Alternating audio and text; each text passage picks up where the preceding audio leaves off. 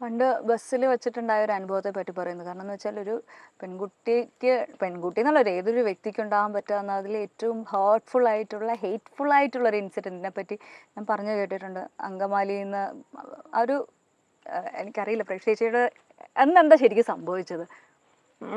ഞാൻ അനന്തപത്മനാഭന്റെ കല്യാണത്തിന് പോയിട്ട് പിറ്റേ ദിവസം എനിക്ക് കൈരളി ഷൂട്ടുണ്ട്. പപ്പന്റെ കല്യാണത്തിന് പോയിട്ട് ബസ്സിൽ കയറി തിരുവനന്തപുരത്ത് നിന്ന് 12 മണിക്ക് ഉച്ചയ്ക്ക് 12 മണിക്ക് പാലക്കാട് നിന്ന് ബസ്സിൽ കയറിയതാണ്. അപ്പോൾ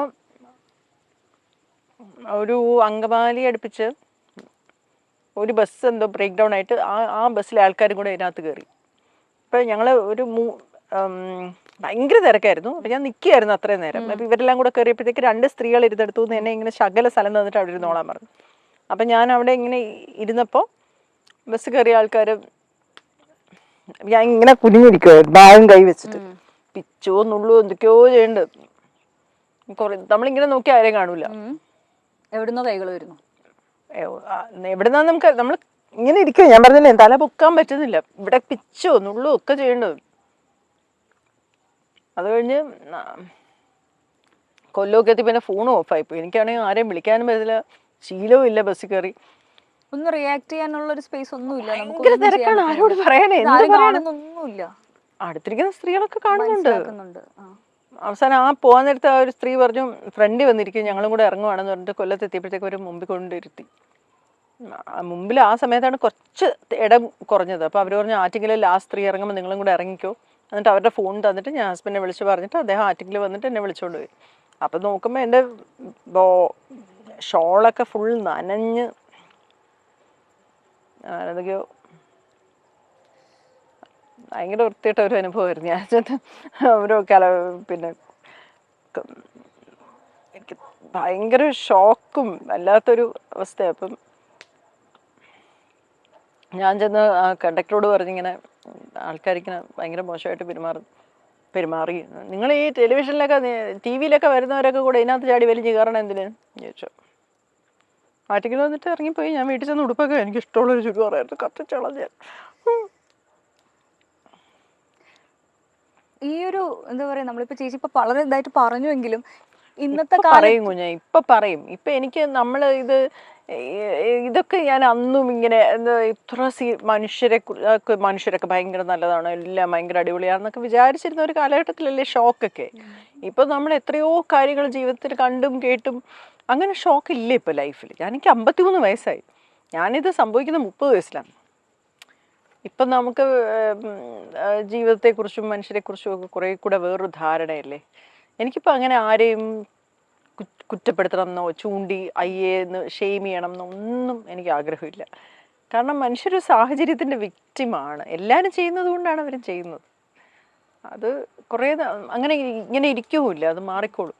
സാധാരണക്കാർക്ക് പോലും മര്യാദയ്ക്ക് ബസ്സിലൊന്നും പോകാൻ പറ്റാത്ത അവസ്ഥയാണ്.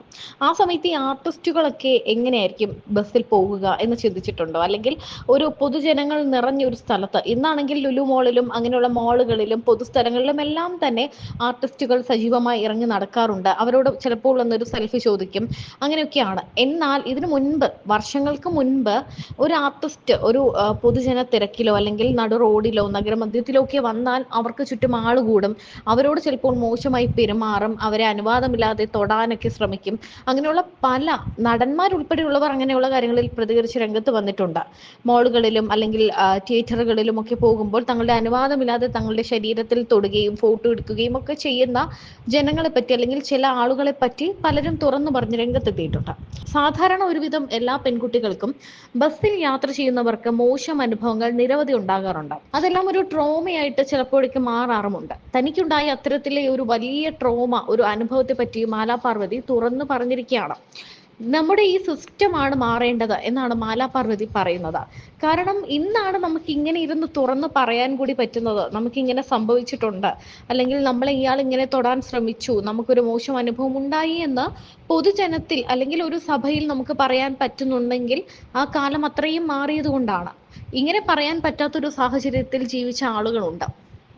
അത്തരത്തിൽ താൻ ഒരു ബസ്സിൽ കയറിയപ്പോൾ തനിക്ക് നേരെ ഉണ്ടായ ഒരു അതിക്രമവും, എന്നാൽ ആ കണ്ടക്ടറോട് പരാതി പറഞ്ഞപ്പോൾ ഈ സിനിമാ താരങ്ങളെല്ലാം എന്തിനാണ് ഈ ബസ്സിലോട്ട് തള്ളിക്കയറി വരുന്നത് എന്ന രീതിയിൽ റിയാക്ട് ചെയ്തതിനെ കുറിച്ചുമെല്ലാം മാലാ പാർവതി ഇപ്പോൾ പറയുകയാണ്. സത്യം പറഞ്ഞാൽ ഈ മാലാ പാർവതിയുടെ ഈ വാക്കുകൾ കേൾക്കുമ്പോൾ എവിടെയെങ്കിലുമൊക്കെ നമ്മൾ അനുഭവിച്ച, അല്ലെങ്കിൽ ഓരോ പെൺകുട്ടിയും അവരനുഭവിച്ച ഒരു അനുഭവം, അല്ലെങ്കിൽ അവർക്കുണ്ടായ ഒരു മോശം കാര്യത്തെപ്പറ്റി ഓർക്കാതിരിക്കാൻ തരമില്ല. സ്പെൻസർ ജംഗ്ഷൻ്റെ അവിടെ നിന്ന് ഗാന്ധി പാർക്ക് വരെയും അവിടെ നിന്ന് തമ്പാനൂർ വരെയാണ് നടന്നത്. എന്ത് മോശം അനുഭവമായിരുന്നു. എന്നോട് ജോൺ സാർ എവിടേക്കോ ഇരുന്ന് മനോരമേൻ്റെ ആൾക്കാർ വാച്ച് ചെയ്യുന്നുണ്ട്. ജോൺ സാർ എന്നെ വിളിച്ച് ചോദിച്ചു, പാർവതി മാല വല്ലതും ഇട്ടിട്ടുണ്ടോ, സ്വർണ്ണം വല്ലതും ഇട്ടിട്ടുണ്ടോ, പൊട്ടിക്കോ എന്നൊക്കെ.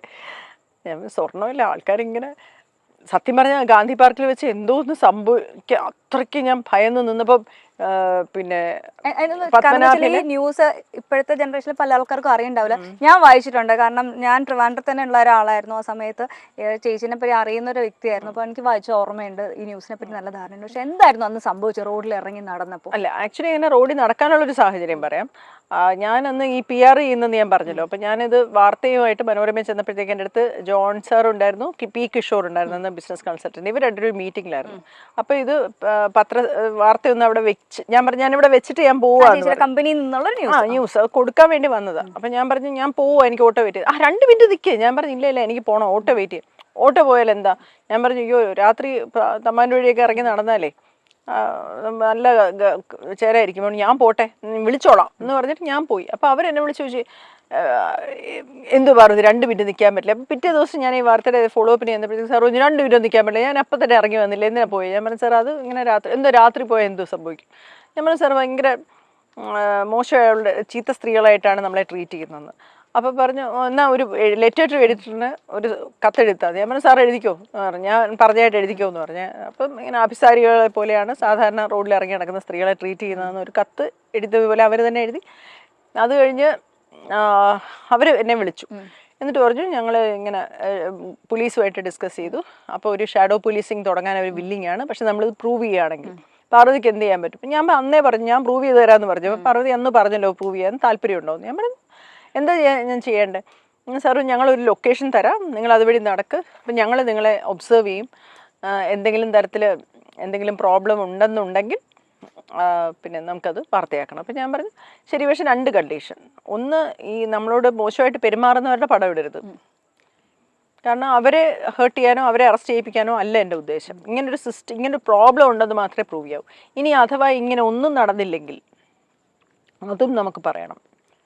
2 പേര് സമ്മതിച്ചു, ശരി എന്ന് പറഞ്ഞു. അങ്ങനെ ആണ് ജനറൽ ഹോസ്പിറ്റലിൽ ഞങ്ങൾ ഒരു ദിവസം തീരുമാനിച്ചിട്ട് ഞാൻ വീട്ടിൽ പോലും പറഞ്ഞില്ല, ആരോടും പറഞ്ഞില്ല, ഹസ്ബൻഡിനോട് ആരോടും പറഞ്ഞില്ല. ഞാൻ വൈകുന്നേരം ആയപ്പോഴത്തേക്ക് മനോരമയിൽ പോയി 7:45 ആയപ്പോഴത്തേക്ക് ഞങ്ങൾ അവിടെ നിന്ന്. പക്ഷെ അവർ എഴുതിയപ്പോൾ അവരുടെ ആർട്ടിക്കിളിൽ 10 മണിക്ക് ശേഷം നടന്നു എന്നൊക്കെ. ആക്ച്വലി അങ്ങനെയല്ല, ഞങ്ങളൊരു 7:30, അതിപ്പോൾ ഞാൻ ചോദിച്ച സാർ എന്തിനാ നമ്മൾ 8 മണിക്ക് നടന്നിട്ട് സാർ 12 മണിക്ക് ശേഷം എഴുതി 11 മണിക്ക് നിന്ന് എഴുതിയെന്ന്. അപ്പോൾ പറഞ്ഞു പാർവതി അത് ഇങ്ങനെയൊക്കെ എഴുതിയ നാട്ടുകാർ പേടിച്ചു പോകും, 8 മണിക്ക് തൊട്ട് 11 മണി വരെ നടക്കുന്നതിൻ്റെ ഇടയ്ക്ക് ഇങ്ങനെ സംഭവം. ഇപ്പം ഞാൻ 9:45 വീട്ടിൽ എത്തിയെന്ന്.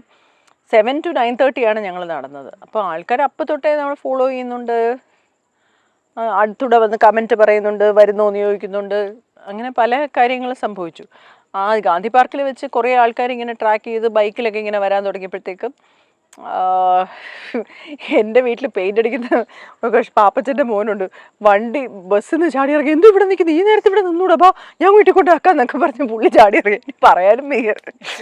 ഞാൻ പറഞ്ഞു അയ്യോ പാപ്പച്ച അല്ല, അത് വേണ്ട ഇവിടെ നിൽക്കാൻ വേണ്ട, വന്നേ ഇവിടെ നിന്നൂടെ, ഇവിടെ വന്നൂടെ, ഓട്ടോറിക്ഷ വിളിക്കട്ടെ, ഞാൻ വീട്ടിൽ കൊണ്ടുവിടാം, അല്ലെ അച്ഛനെ വിളിക്കട്ടെ എന്നൊക്കെ പറഞ്ഞ് ഭയങ്കര ബഹളം.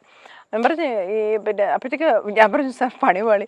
അപ്പോൾ അന്നൊരു കാര്യം പറഞ്ഞ് നടന്നു. ഞാൻ പറഞ്ഞു ഇല്ല ഞാൻ സതിച്ച് അപ്പുറത്ത് വരാമെന്ന് പറഞ്ഞു, പൊയ്ക്കോ എന്നൊക്കെ പറഞ്ഞ് പുള്ളിയെ വെട്ടിച്ചിട്ട് ഞാനിങ്ങനെ നടന്ന് ക്രോസ് ചെയ്തപ്പോഴാണ് ഒരു മനുഷ്യൻ കൈ കയറി പിടിക്കാൻ വന്നത്.